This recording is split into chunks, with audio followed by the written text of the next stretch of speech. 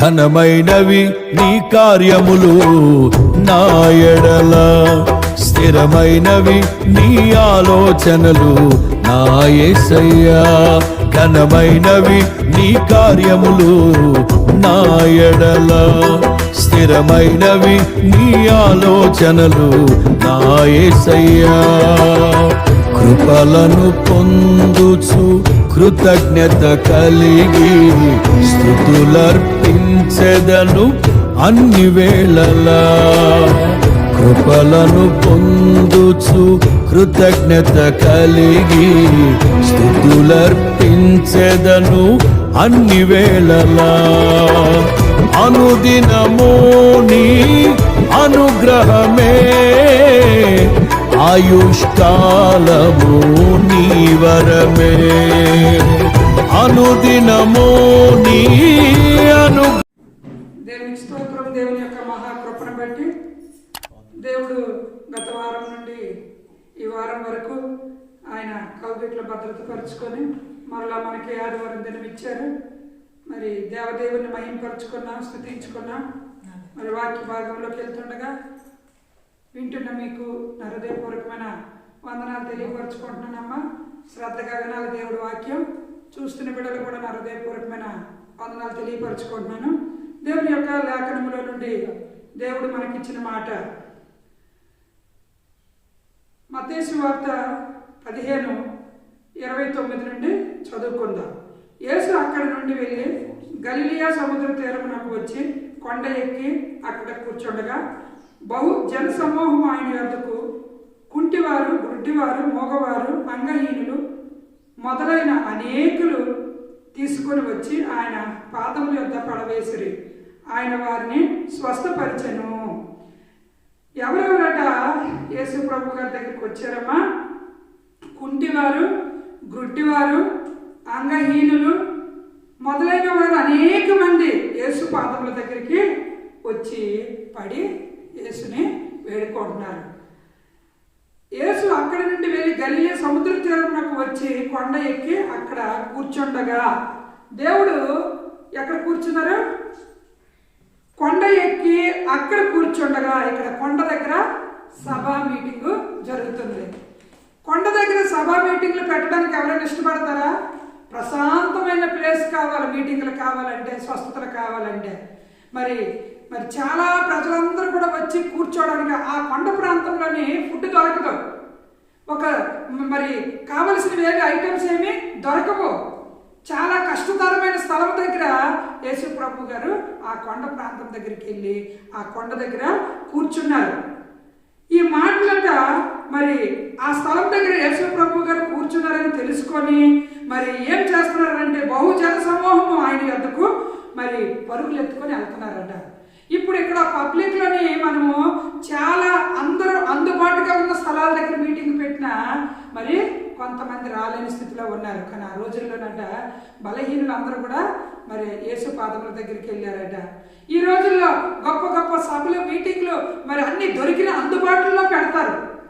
ఒక ఫుడ్ విషయంలోనైనా, ఒక వాటర్ విషయంలోనైనా అందుబాటులో ఉన్న స్థలాల దగ్గర పెట్టిన కంటే నేను చెప్తున్నాను ఒక మాట. కొండ ప్రాంతంలోని యేసు ప్రభు గారు కొండ మీద ఉంటూ అక్కడ ఆయన వెళ్ళారని తెలిసిన తర్వాత వీరందరూ కూడా అక్కడికి వెళ్ళగలిగారు. కొండ దగ్గరికి వెళ్ళారు.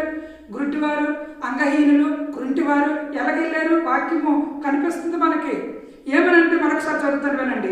యేసు అక్కడి నుండి వెళ్ళి గలిలే సముద్ర తీరమునకు వచ్చి కొండ ఎక్కి అక్కడ కూర్చుండగా. కొండ ఎక్కి కూర్చున్నారు. ఆ ప్రాంతం అంతా కొండ కలిగిన ప్రాంతం, అది కష్టతరమైన ప్రాంతం అది. అలాంటి దగ్గరికి ఈ కుంటివారి, గుడ్డివారు వెళ్ళగలిగారు? వారిని సపోర్ట్ చేసుకొని మరి కొంతమంది తీసుకొని వెళ్ళారు.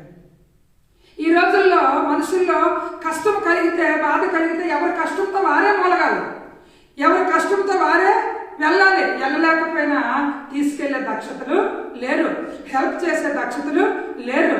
కానీ ఆ రోజుల్లోనే మరి యేసు ప్రభు గారు కొండ దగ్గరికి వెళ్ళి ఆ కొండ ఎక్కి కూర్చుండగా బహుజన సమూహం ఆయన యొద్దకు కుంటివారు, గుడ్డివారు, మోగవారు, అంగహీనులు మొదలైన అనేకులు తీసుకొని వచ్చి ఆయన పాదముల యొద్ద పడవేసి ఆయన వారిని స్వస్థపరిచెను.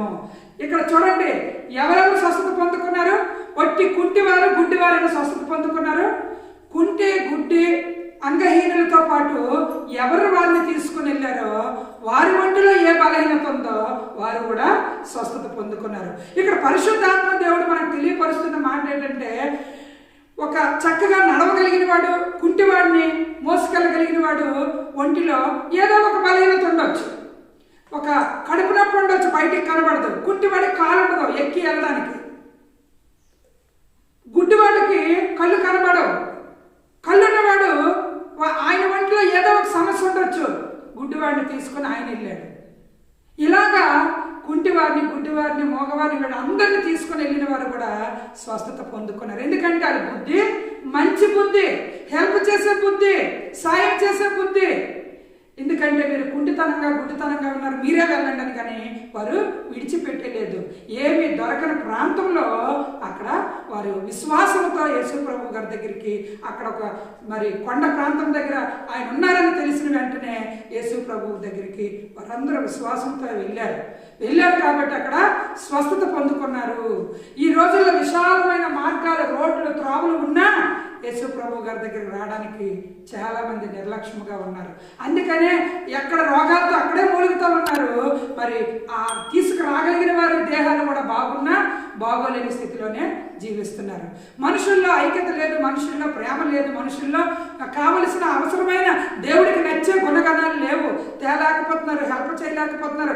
ఎవరు మట్టిగా వారే అన్నంత జీవితంలో జీవిస్తూ ఉన్నారు. కానీ ఆ రోజుల్లో కొండ ప్రాంతం దగ్గరికి యేసు ప్రభు గారు వెళ్ళి ఆ కొండ మీద కూర్చుండగానే ఈ జన సమూహం అంతా, అందులో వీరందరూ కూడా ఉన్నారు. వారికి హెల్ప్ ఇచ్చి వెళ్ళిన వారు కూడా స్వస్థత పొందుకున్నారు. ఆ యొక్క మరి గుడ్డివాడికి కళ్ళు వచ్చే స్వస్థత పొందుకున్నాడు, కుంటివాడికి కాలు వచ్చే స్వస్థత పొందుకున్నాడు, అంగహీనులకి దేవుడు కలుగు చేసిన ఆరోగ్యం ఇచ్చాడు, నడిపించాడు. ఇలాగా మగవాడు మాట్లాడగలిగాడు. యేసు ప్రభు గారు అద్భుతాలు అక్కడ చూశారు. ఎలాగంటే వారు సమాధానముగా, ఇప్పుడు ఒక కుంటోని పట్టుకెళ్ళాలంటే మరి ఒక కాలున్నోడు పట్టుకొని వెళ్తే కదా, ఆ పట్టుకెళ్ళిట్లు ఎలాగుంటుంది, వాడి మీద భుజం మీద చెయ్యి వేసి వాడికి హెల్ప్ చేసుకొని సమాధానంగా వెళ్ళాడు. ఎక్కడ సమాధానం ఉందో దేవుడు అక్కడ ఉన్నాను అన్నాడు. ఈ అంచె దినాల్లోని సమాధానం కోల్పోతూ దేవునికి వ్యతిరేకమైపోయిన ప్రజలు చాలా మంది ఉన్నారు. పరిశుద్ధాత్మ దేవుడు శ్రమిస్తున్న మాట, వారందరట స్వస్థత పొందుకున్నారట. మోగవారు మాట్లాడుటయును, అంగహీనులు బాగుపడుటయు, కుంటివారు నడుచుటయు, గుడ్డివారు చూచుటయు, జన సమూహం చూచి ఆశ్చర్యపడి ఇశ్రాయేలు దేవుడు మహిమపరచబడింది. హల్లెలూయా. జనాలందరూ చూశారు, ఎంత గొప్ప కార్యం జరిగింది. దేవుణ్ణి మహిమపరిచారు. దేవుడు, మన దేవుడు గొప్పవాడు, గొప్ప కార్యాలు చేయగలిగిన దేవుడు, మనం ఊహించలేని కార్యాలు చేయగలిగిన సమర్థుడు మనం కలిగి ఉన్నాం. నిర్లక్ష్యం మట్టుగా చేసుకోకూడదు. మరి ఏ ఒక్క బలహీనతలో బాధపడుతున్నావో ఆ బలహీనత బాధ కూడా తీయగలిగిన దేవుడు. ఎప్పుడంటే మంచి మనసుతో, ఎక్కడ దేవుని వాక్యం ఉందో, ఎక్కడ దేవుని ప్రార్థన గుంపు ఉందో, ఎక్కడ దేవుని యొక్క మీటింగ్ ఉందో, మనం కాలు రాకపోయిన పరుగులు ఎత్తినాడే దేవుడి స్వస్థతను మనము అనుభవిస్తాము. చూడండి, ఆ కుంటితో, ఆ గుడ్డితో, ఆ అంగహీనతో ఆ ఇంట్లో ఉండిపోయారా? ఇంట్లో ఉండిపోయి యేసు ప్రభు గారు అక్కడ కొండ మీద కూర్చున్నారు, ఆ ప్రాంతంలో ఉన్నారు. మరి మనం అక్కడికి వెళ్ళక్కర్లేదు, ఇంట్లో ఉంటుండగా మనము మరి స్వస్థత పొందుకుందాము అనుకున్నారా? అలా కాదు. ఆయన దగ్గరికి మనము తగ్గించుకొని 1 మెట్టు 2 మెట్లు తగ్గించుకొని దిగితే మన దేవుడు మన కొరకు 100 మెట్లు దిగి తగ్గించుకొని వచ్చిన దేవుడిని మనం కలిగి ఉన్నాం. అయితే ఆ ప్రాంతంలో ఏమీ దొరకవు, కొండ ప్రాంతం అది. అలాంటి దగ్గరికి ఈ బిడ్డలు వెళ్ళారు. ఈ ఆశ్చర్యకారం జరగగానే ఆశ్చర్యపడి ఇశ్రాయేలు దేవుని మహిమపరిచారట. అంతటా యేసు తన శిష్యులను పిలిచి, ఈ జన సమూహం నేటికి 3 దినముల నుండి నా యొద్ద ఉన్నారు. వారికి తినడానికి ఏమీ లేదు కనుక వారి మీద కనికరపడుచు వారి మార్గంలో మూర్ఛలిపోదురేమో అని వారిని ఉపవాసంతో పంపివేయుటకు నాకు మనసు లేదని వారితో చెప్పగా. చూడండి, ఈ ప్రాంతంలో ఏది దొరకదో, నాతో పాటు 3 రోజులు జన సమూహం ఉండిపోయారు. ఈ బలహీనంగా ఉన్నవారు, మరి వీరందరూ కూడా నాతో పాటు 3 దినాలు కూడా ఇక్కడ ఉండిపోయారు. వారు ఆకలితో వెళ్తే సమస్యలిపోతారేమో. ఎందుకంటే కొండ ప్రాంతాలు ఎలాగుంటాయి, సుఖమైన రోడ్లు కాదు, కష్టమైన ఒక కొండల ప్రాంతాల నుండి దాటుకుంటూ వారి ఇంటికి వెళ్ళి వంట చేసుకొని భోజనాలు చేయాలి, రొట్టెలు కాల్చుకొని తినాలి. ఈలోగా వారు మూర్ఛలిపోతారేమో అని వారిని ఉపవాసంతో పంపివేయటకు నాకు మనసు లేదు అన్నాడు. మన దేవుడు గొప్పవాడు. నీవు నేను అనారోగ్యంతో ఉంటే చూసి ఊరుకునే దేవుడు కాదు, మరి ఆకలితో ఉంటే చూసి ఊరుకునే దేవుడు కాదు, సమృద్ధినిచ్చే దేవుడు, స్వస్థపరిచే దేవుడు, ఆశ్చర్య కార్యము చేసే దేవుడు. అంతేకాదు ఆయన శిష్యులు ఇంత గొప్ప జన సమూహము తృప్తిపరచుటకు కావలసిన రొట్టెలు అరణ్య ప్రదేశంలో మాకు ఎక్కడి నుండి వచ్చునని ఆయనతో అడిగిరి. యేసు మీ యొద్ద ఎన్ని రొట్టెలు ఉన్నవని వారిని అడుగుగా వారు 7 రొట్టెలు కొన్ని చిన్న చేపలు ఉన్నవని చెప్పిరి. అప్పుడు ఆయన నేల మీద కూర్చుండి జన సమూహమును ఆజ్ఞాపించి ఆ 7 రొట్టెలు ఆ చేపలను పట్టుకొని కృతజ్ఞతాస్తుతులు చెల్లించి వాటిని విరిచి తన శిష్యులకు మరి జన సమూహమును వడ్డించండి అని చెప్పారు. ఆ తర్వాత వారందరూ తిని తృప్తి పొందిన మిగిలిన మీట ముక్కలు 7 గంపలు నిండుగా ఉన్నాయి. చూడండి ఎంత గొప్ప ఆశ్చర్య కార్యం అది. వారందరూ ఏమీ లేదు, అక్కడ అరణ్య ప్రాంతం దగ్గరికి వెళ్ళి అక్కడికి లేవు తీసుకొని రావాలంటున్నారు, ఏమీ లేదంటున్నారు. లేని ప్రదేశం దగ్గర దేవుడు వెళ్ళారని తెలుసుకొని ప్రజలు వెళ్ళారు. తర్వాత పరిమాణం ఎలాగుంటుందని కూడా వాళ్ళు ఆలోచించలేదు. తిండి విషయంలో వారు ఆలోచించలేదు, ఆకలి విషయంలో వారు ఆలోచించలేదు. యేసు ప్రభు గారు కొండ మీద కూర్చున్నారు, మనం వెళ్ళాలి. ఈ రోజుల్లో అటువంటి మనుషులు ఉన్నారా? వెళ్ళాము మాకు భోజనం కావాలి, వెళ్ళాము మేము భోజనాన్ని తిన్నామా లేదని ఆలోచించే మనుషులే తప్ప మనం ఆ కొండ ప్రాంతంలో దేవుడు ఉన్నాడు. 3 దినాలు కూడా ఆకలితో ఉండిపోయారు. మన దేవుడు ఆకలితో ఉంచేసే దేవుడు కాదు. మన దేవుడు వెంటనే వారికి కావలసిన ఆహారాన్ని, సమృద్ధైన ఆహారాన్ని దేవుడు అనుగ్రహించాడు. అంతేకాదు అక్కడ మనకు కనబడుతున్న వాక్యంలో ఏముందంటే మరి ఆ చేపలను ఆ రొట్టెలు పట్టుకొని కృతజ్ఞతాస్తుతులు దేవుడు చెల్లించాడు. నీకు ఇచ్చిన వాటిలో నువ్వు కృతజ్ఞతగా దేవునికి ఉంటే నీకు అది గంప నిండిపోయి పొర్లిపోతుంది. నీ ఆహారము ఎక్కడ లోటో అక్కడ లోటును దేవుడు పూరిస్తాడు. కాబట్టి దేవుని పిల్లలుగా మరి నిజమైన దేవుని మనం కలిగి ఉన్నాము. వారు వెళ్ళినందుకు స్వస్థత పొందుకున్నారు, ఆకలి తీరింది, దేవుడు అద్భుతం వారు చవి చూశారు. అయితే ఇక్కడ మనం చదువుకున్న మాటలో ఏముందంటే మరి దేవుడట ఆ 7 రొట్టెలను ఆ చేపలను పట్టుకొని కృతజ్ఞతాస్తుతులు చెల్లించి వాటిని విరిచి శిష్యులకు చెప్పారు, వడ్డించండి అని. కృతజ్ఞతాస్తుతి దేవునికి మనం ఎప్పుడైతే కృతజ్ఞతాస్తుతులు చెల్లించి దేవునికి మనం ఇస్తామో దేవుడు అక్కడ అద్భుతాలు చేస్తాడు. అయితే ఇంకొక మాటలో ఏముందంటే కీర్తన 6:5లో ఏముందంటే మరణమైన వారికి నిన్ను గురించిన జ్ఞాపకం లేదు, పాతాళంలో ఎవరు నిన్ను కృతజ్ఞతాస్తుతులు చెల్లించుదరు. పాతాళంకి వెళ్ళిపోతే చనిపోయిన వాళ్ళు దేవునికి కృతజ్ఞతాస్తుతులు చెల్లించగలరా? బ్రతికి ఉన్న మనము దేవుడు మన పట్ల చేసిన కార్యాలు బట్టి కృతజ్ఞతాస్తుతులు చెల్లించే వారిగా మనం ఉండాలి. ప్రతి విషయంలో దేవా ఈ కార్యక్రమం నువ్వు చేసావు, ఈ కార్యం నువ్వు చేసావు, గొప్ప దేవుడిని మేము కలిగి ఉన్నాం. ఆ కొండ ప్రాంతం దగ్గరికి వెళ్ళారు, ఏది ఉందా ఏది లేదని చూడలేదు, కానీ దేవుడిని చూసి వారు వెళ్ళారు, వారు ఆకలి తీరింది, వారు స్వస్థత పొందుకున్నారు. ఈరోజు మనం 2 మాటలు నేర్చుకున్నాం. ఆకలి తీరాలంటే, నీ సమస్య తీరాలంటే, నీ ఇబ్బంది తీరాలంటే, నీ కడుపు నిండబడాలంటే, నీ పంట పండాలంటే నువ్వు కృతజ్ఞత కలిగి ఉండాలి. దేవుని దగ్గర కృతజ్ఞతాస్తుతులు చెల్లించిన వాడిగా దానిగా ఉండాలి. చూడండి, మనకు ఈ రైస్ పండుతాయి, ఈ ఒక ధాన్యం పండితే ఏం చేస్తామో ఫస్ట్ తీసి దేవునికి ప్రార్థన చేసి మందిరానికి తీసుకొని వస్తాం. ఆ పంట, ఆ పాడి పంట, ఆ రైసు, ఆ ధాన్యము లోటు లేకుండా దేవుడు దివ్యంగా నడిపిస్తాడు. కానీ మూర్ఖత్వం కలిగి ప్రార్థన జరిగితేనా, కృతజ్ఞతలు జరిగితేనా ఇవి సమృద్ధి ఉంటుందా అని మూర్ఖులుగా ప్రవర్తించిన వారి విషయంలో దేవుడు మరి క్షమించడు.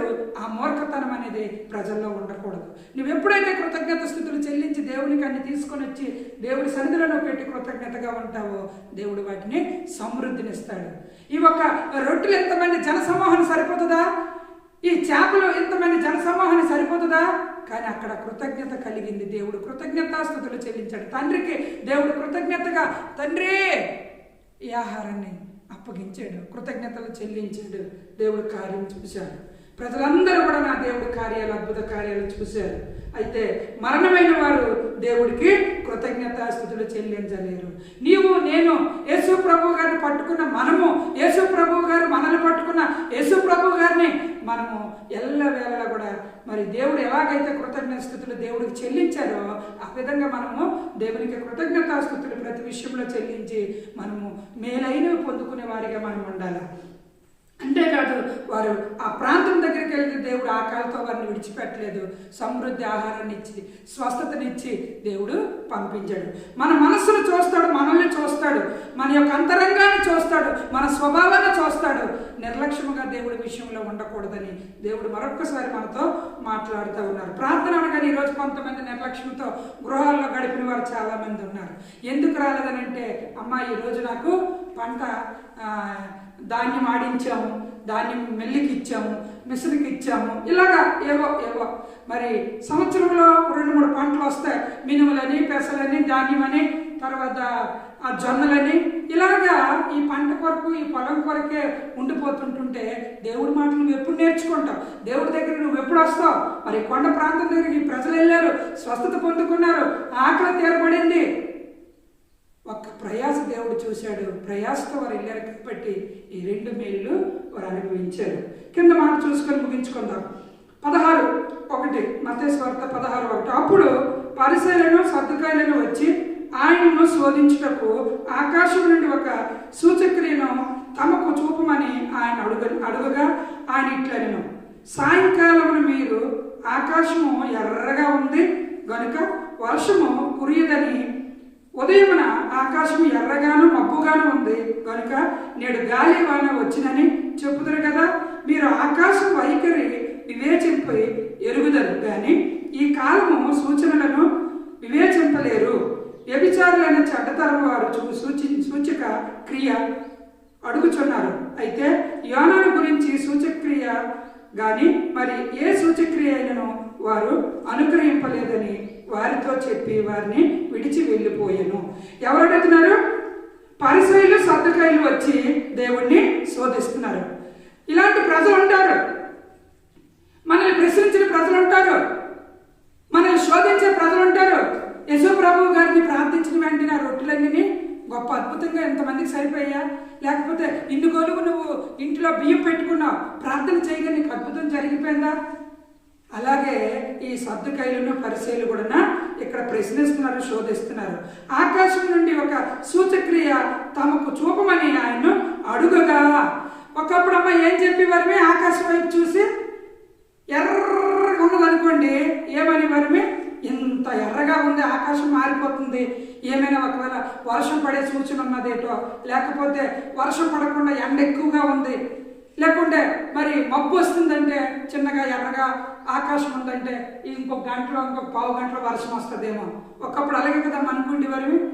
మనకంటే పెద్దవాళ్ళు ఏమనేవారంటే, ఇటు నుండి ఎండ తూర్పు సైడ్ వచ్చింది అనుకోండి, టైం చెప్పేవారు. ఉదయం 8 కానీ 7 కానీ 9 కానీ. మళ్ళీ కొంత మధ్యకి వచ్చినప్పటికి మధ్యాహ్నం 3, కిందకి వెళ్ళినప్పుడు సాయంత్రం 6. ఆ రోజుల్లో టైం అది ఆకాశాన్ని చూసి కొంత టైం చెప్పుకుండేవారు. అయితే దేవుని ప్రజలుగా ఈరోజు మనం చదువుతున్న వాక్యంలో కూడా ఎర్రగా ఉందని వర్షం పడదేమో, లేకపోతే ఎర్రగా ఉండి మబ్బుగా ఉందని గాలివాన వస్తుందేమో, ఈ ఒక ఆకాశ వైఖరిని వివేచింప ఎరుగుదరు కానీ కాలమున సూచనలను వివేచింపలేరు. ఈ సూచనలు మీరు వివేచింపలేరు. దేవుడు అద్భుత కార్యాలను చూస్తున్నారు, మరలా దేవుడిని శోధిస్తూ ఉన్నారు. ఎంతమంది ఉన్నారమ్మా మన ప్రజలు? ఎంతమంది దేవుని పిల్లలుగా దేవుడని పేరు పెట్టుకొని అద్భుతాలు చూస్తున్నారు, మళ్ళీ అద్భుతం జరగలేదని దేవుని ప్రశ్నించిన వారు, శోధించిన వారు ఎంతమంది ఉన్నారు? అందుని బట్టి శోధించేవారిగా కాకుండా దేవుణ్ణి మనము మహిమపరిచేవారిగా ఉండాలా, ఘనపరిచేవారిగా ఉండాలా, దేవుణ్ణి మనము వెంబడించేవారిగా ఉండాలి. కానీ దేవుణ్ణి మనం ఎంత మాత్రం కూడా బాధపరిచేవారిగా ఉండకూడదని దేవుడు వాక్యం సెలవిస్తుంది. మన దేవుడు ఎక్కడ మీటింగ్ జరుగుతుంది, ఏ కొండ ప్రాంతంలో ఉన్నారని తెలుసుకొని జన సమూహం ఈ గుడ్డివారు అంగహీనులు వెళ్ళారో స్వస్థత పొందుకున్నారు, కడుపు నిండగా ఆహారం తిని దేవుడు అద్భుతాలు చూసి వచ్చారు. వెంటనే అక్కడ ఉన్న వారందరూ కూడా ఆశ్చర్యపడి ఇశ్రాయేలు దేవుడు మహిమపరిచింది. నీ ద్వారా నా ద్వారా దేవుడు నామము మహిమపరిచినట్లుగా ఉండాలా, దేవుడు నామము ఘనపరిచినట్లుగా ఉండాలా. నీవు నేను ఒక్కొక్కసారి ప్రార్థన చేయడానికి కూడా ఇంట్రెస్ట్ పెట్టాం, మందిరానికి రావడానికి కూడా ఇంట్రెస్ట్ పెట్టాం. అలాంటి టైంలో కూడా దేవుడిని మనము బాధపరిచేవారిగా కాకుండా దేవుడిని మనం వెంబడించేవారిగా ఉండాలా. అందుకే ఒక భక్తుడు పాడుతున్నాడు. ఏమని పాడుతున్నాడు అంటే, ప్రార్థించకపోయినా పలకరిస్తూ ఉంటావు, మాట వినకపో